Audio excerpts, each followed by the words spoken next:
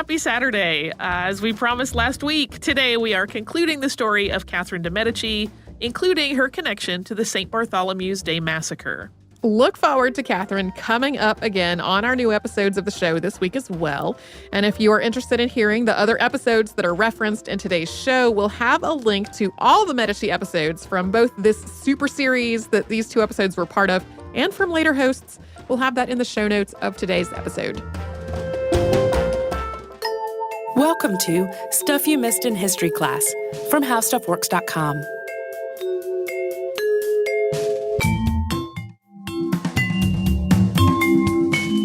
Hello and welcome to the podcast. I'm Katie Lambert. And I'm Sarah Dowdy. And when we left Catherine de' Medici in our previous podcast, she was a grieving widow. Her husband had just been killed in a jousting accident. A terrible jousting accident, which I'm going to take the opportunity to relive one more time.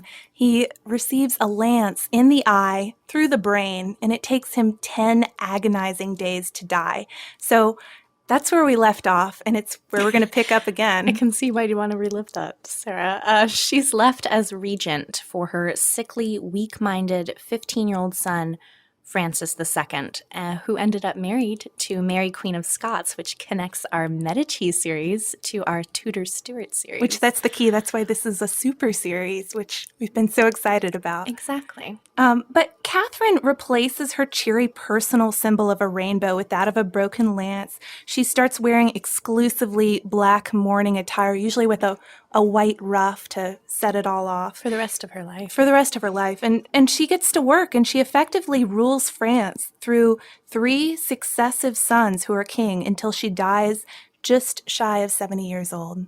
But don't think there wasn't any trouble, because there definitely was. The first son, Francis, didn't live very long at all. He died at 16, and he was succeeded by his 10-year-old brother, who became Charles IX. And Catherine took this opportunity to seize full control of the regency, using her very excellent scheming skills to remain in control of her kid amid these jostling factions in France. Yeah, and she promotes him to majority at age 13, which is a year earlier than normal, but she wanted a real king of France because these factions were so contentious at this time. And she takes him on a grand progress of the country. And it's a big deal. It's 28 months of traveling, moving between chateaux and tents and taking barges and horses and having all these elaborate festivals and banquets. And Catherine is kind of an elaborate lady anyways. We learned in Leone Frida's book, Catherine de' Medici, Renaissance Queen of France, that she keeps bears in her retinue. And you know how much Katie and I love bears. But a woman after her own heart. These are kind of sad bears, though. They have pierced noses and they're chained to her leader, but they follow her around. I mean, how crazy is that? She's also got a monkey, a parrot, and an entire household of dwarves who wear brocades and fur and have their own footmen and tutors, which they all hang out with her constantly.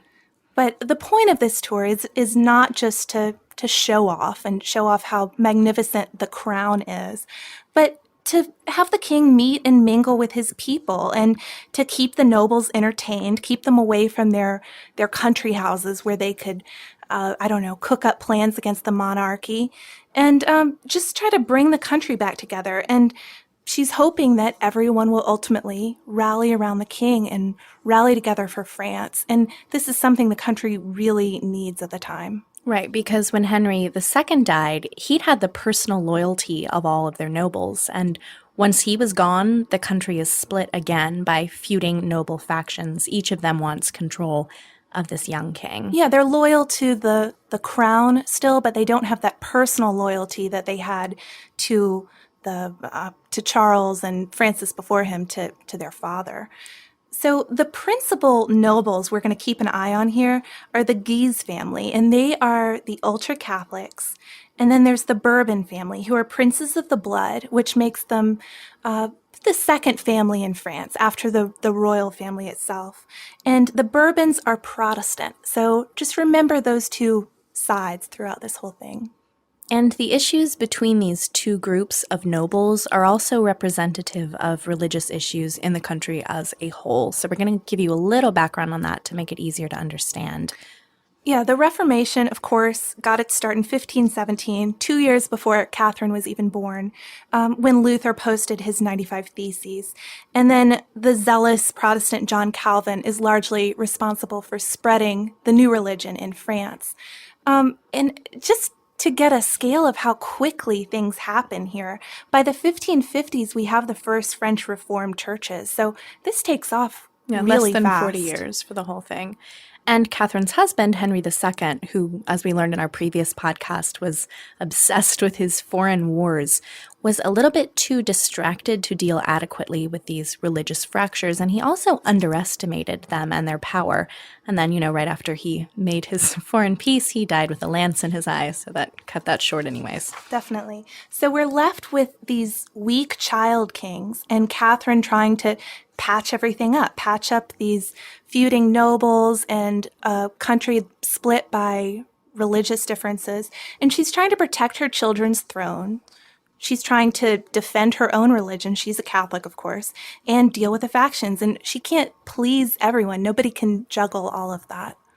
And contrary to Catherine's later reputation as this crazed ultra-Catholic who's intent on spilling Protestant blood, we'd like to do a little myth-busting here because she really strived for moderation whenever she could. And she granted freedom of conscience and limited access to worship, which was a big, big deal. It's basically separating sedition from heresy. And no one is happy still. The Catholics think she's capitulating, or maybe she'll even become a Protestant, horror of horrors, and the Huguenots think that it's still not enough. Yeah, so it's weird, though, because this peace that she tries to establish, the freedom of conscience and the limited access to worship, is what we end up with decades later after 9 civil wars of religion. You end up with the same thing. It's crazy. But that's not to say that her reputation for Florentine tactics, which by we mean murdering people, and interest in the occult wasn't deserved. Because even though she was a devout Catholic, she relied heavily on Medici astrologers' magic and her own dream visions, another podcast theme. She had consultations with Nostradamus, but her main astrologers were the Florentine Ruggieri brothers, who were magicians, necromancers, and men who were known for being very skilled in the black arts. And just this weird magic mirror story about Catherine. Supposedly, shortly after her husband died, she consults one of the Ruggieri brothers, wants to have him foretell her son's futures. And in this mirror he pulls out, she sees her son's faces circling by, and Ruggieri tells her that each circle they make will stand for how many years they'll rule the kingdom. She sees Francis go by once, her second son, Charles IX, goes by 14 times, and then her third son, who is later Henry III, goes by 15 times, and the final face she sees is Henry, Prince of Navarre. So it's really spooky and kind of a bad omen for Catherine. She also had a guy in her life, Maître René, who mixed up potions for her and supposedly poison gloves and poison rouge. And although it's likely that Catherine had people taken out, had her own little hit list, she probably didn't poison any fellow queens with poison gloves. But this is the kind of stuff that earns her her nickname, the Black Queen, and that massacre we're about to discuss. Yeah, that's a really big part of it.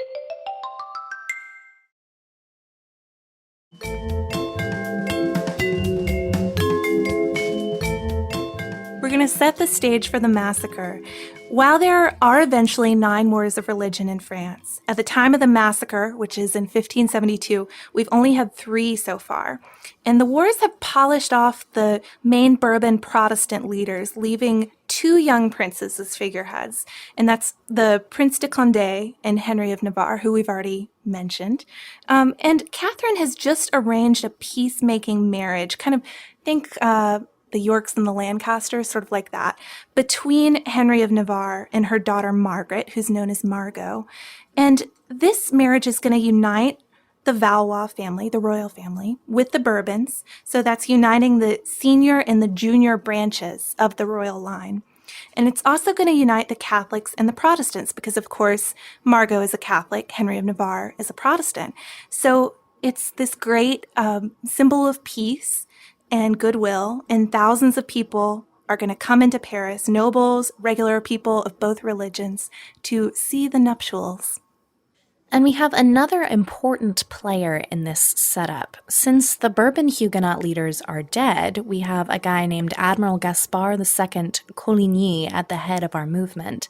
He had just returned to court about a year earlier and had begun currying favor with the king. And his uncle had been a great trusted advisor to Henry II.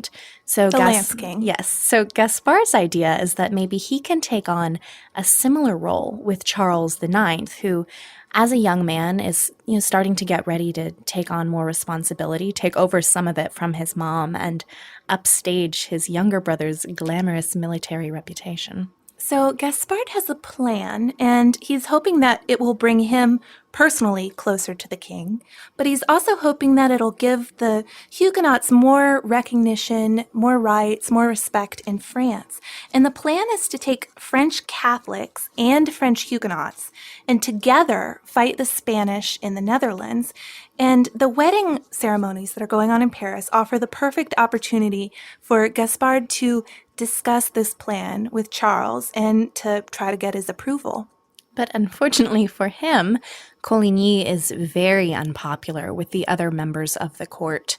The very Catholic Guise family doesn't want war with Spain, and they hate Coligny because they consider him responsible for a murder in their family, the murder of Francois de Guise 10 years earlier. And Catherine doesn't want war with Spain either. She thinks it could be disastrous, and she doesn't like Coligny's influence on her son. So this isn't just a religious issue. It's a mixture of personal vendettas and political problems. But going into this, we have two things happening. This big marriage between Margot and Henry, and the arrival of Coligny to attend the wedding and discuss the plans for the war against Spain. So Catherine had long banned the Guises from enacting their revenge on Coligny for this murder. He may not even have been involved, by the way. His name got roped into it, and yeah, he probably didn't have much to do with it. But then she lifts this ban, so he's basically back on a possible hit list, and approves the plan to assassinate him the day after the wedding ceremonies end. So we have a brief interlude here of the happy peacemaking wedding on August 18th, 1572. Margot and Henry of Navarre marry outside of Notre Dame, and then she has a mass inside with her brother by proxy, because of course Henry, as a Protestant, cannot take part in a mass. And she wears an ermine-trimmed crown and a coat with a 30-foot train. We just thought we'd throw in a few fashion details before things get really bloody here. And the festivities go on for days, kind of like the wedding we talked about earlier of Henry II and Catherine. Just grand festivities, days and days of them. And Coligny himself isn't a big partier, so he's not really taking part in a lot of this celebration. And he doesn't even really want to be there, in fact. His wife's just had a baby, but he's hanging around so that he can talk to the king about this Spanish expedition he'd like to get going. And he's becoming increasingly angry because Charles keeps putting him off. And eventually he warns him that they might soon be discussing civil war rather than foreign war if he doesn't get his meeting.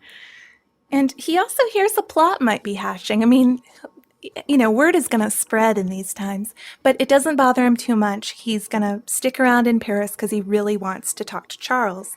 So Friday, August 22nd, the celebrations end, and Coligny is out on a walk when the Guise assassin strikes, and it's a shot from a window above the street.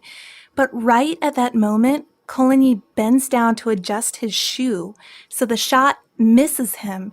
It just strikes his arm, breaks it, and almost shoots off his finger, but he's not killed. There's a lesson there, maybe, to always tie your shoe. I'm not sure.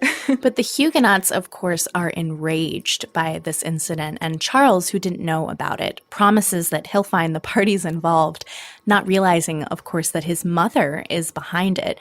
And remarkably, Coligny stays in town instead of leaving, which I would have done, because he trusts Charles and trusts that he'll figure this out and set things right. He believes him. Well, and fleeing would have been a huge insult to the king once he asked him to stay. And by this point, too, things are starting to get kind of scary in Paris. The Huguenots are obviously furious that their leader has had this assassination attempt. And the Catholic Parisians are starting to get kind of angry, too. I think they're tired of the Huguenots being around. This party has gone on too long by this point. But Catherine's involvement in this failed assassination attempt cannot be found out, so she meets with nobles secretly to determine what to do next. And their decision is to kill all of the Huguenot nobles and captains who are still in Paris, which makes you wonder how they came to such a radical decision. And this is where things get a little bit dicey historically. Supposedly, the royalists, Catherine and her nobles, had heard that the Huguenots were about to attack them. So in order to avoid a coup, they decide, okay, well, we'll attack first. But later historians have said that it's probably unlikely there was a major Protestant coup in the works at this time. Although I watched an interesting video from historian Barbara Diefendorf at Boston University, and she said it didn't really matter if the Protestants were actually going to stage a coup or not. Just the fact that Catherine and the other nobles thought it might happen was enough to warrant their strike, in their eyes at least. And this is think about it. You have all of the powerful Huguenots in your own capital. Some of them are staying in your own palace, the Louvre. And in a few days, they're all going to go home, back to their own palaces, maybe raise their own armies if they're planning a coup. It's the time to strike. This is reminiscent of the Potsy conspiracy. Very reminiscent. Okay, so they've made their decision, but they need the king's approval to go through with it. And they break to him that actually they were behind the plot the whole time and convince him that the Huguenots are about to try to pull this coup. And he's basically bullied into giving his assent to execute a select list of people to kill. And he supposedly says, kill them all, or maybe one of the Guises says that later as a direct quote of the king. But we should emphasize that his assent is to kill the people on the list. And just the people on the list. It's not consent to the massacre that ends up happening.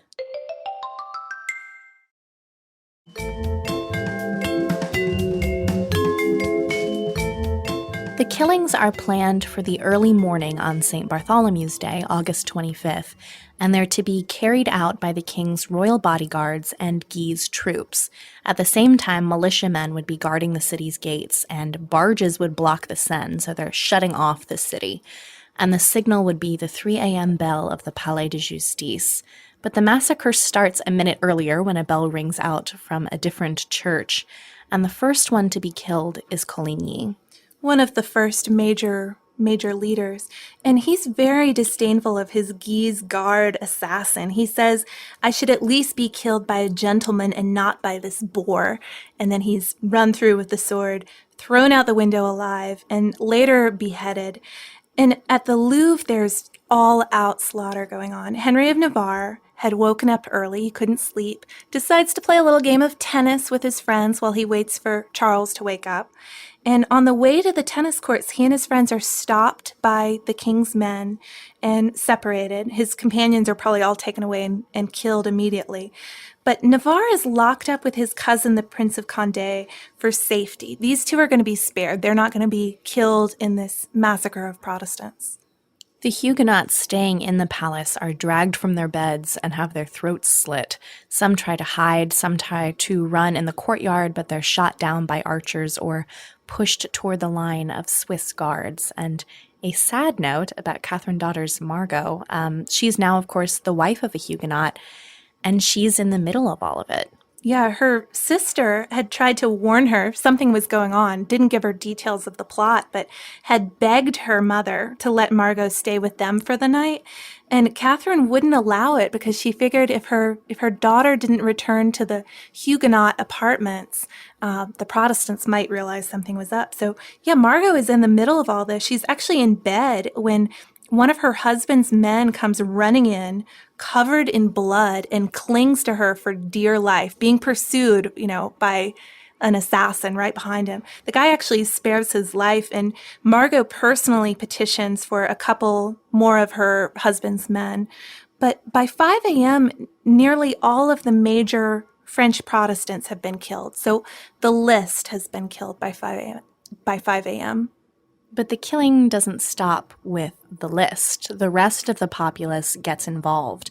Lots of French Protestants have brought their families into town for the wedding, and they can't escape. Their homes are raided, their children are killed, their bodies are thrown in the river, and personal issues that have absolutely nothing to do with religion were also settled in the chaos, because if everyone's getting killed, who's going to know if you kill your creditor or your enemy or your wife? Yeah, it's a good time to take care of things. Nobody will notice. So Charles obviously was not intending for this level of bloodshed to happen, and he asks the people of Paris to please stop. And they don't. It goes on for 3 days, and then it spreads to the provinces, where it goes on until October. And Katie and I were talking about, what sort of message would that be? You have a guy rides out and says, they're killing everyone in Paris. You should do that where you are. We're not sure how that works. The final tally is a bit up in the air. A Catholic apologist puts it at only 2,000. A Huguenot puts it at 70,000. But it's likely that there were at least 3,000 people killed in Paris alone. And a few senior Huguenots do manage to escape. A few people had decided that they might want to move their quarters across the river, just in case trouble broke out between all the Catholics and all the Huguenots that were in Paris at once. And a few of them ended up being able to escape, and they were the seeds for new rebellion. So the aftermath is that the Valois cannot get their story straight about what happened. Charles is telling contradictory tales.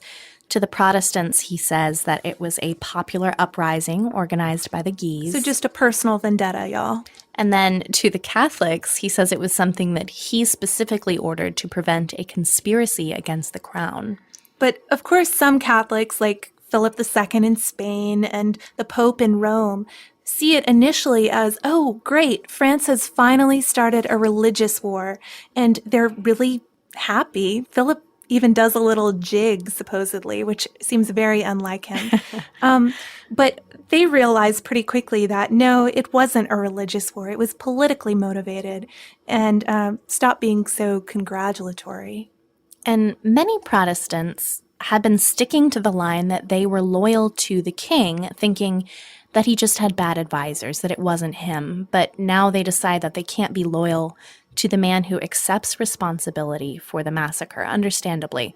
And the Huguenots throw off Calvin's views toward royal allegiance, which makes rebellion justifiable now.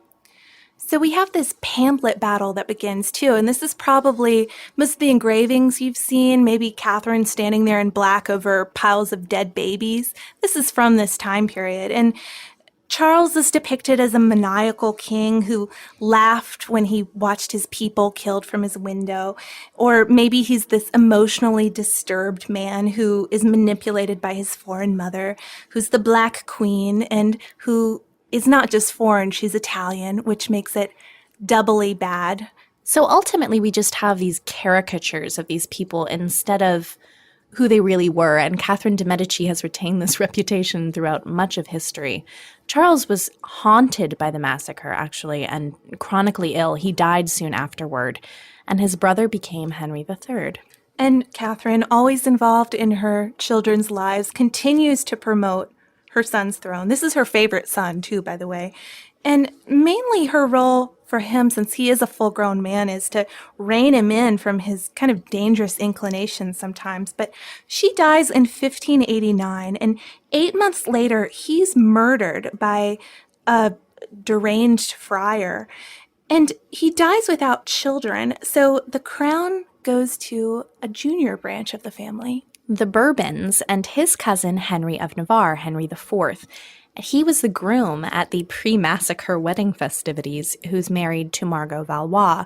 But Margot and Henry, who were never interested in each other in the first place, to be honest, ultimately annul their marriage, which allows Henry to make a new match. And with this new wife, he goes on to found the Bourbon line of kings that ends nearly 200 years later with Louis XVI and the French Revolution. And who is his wife? Marie de Medici, of course.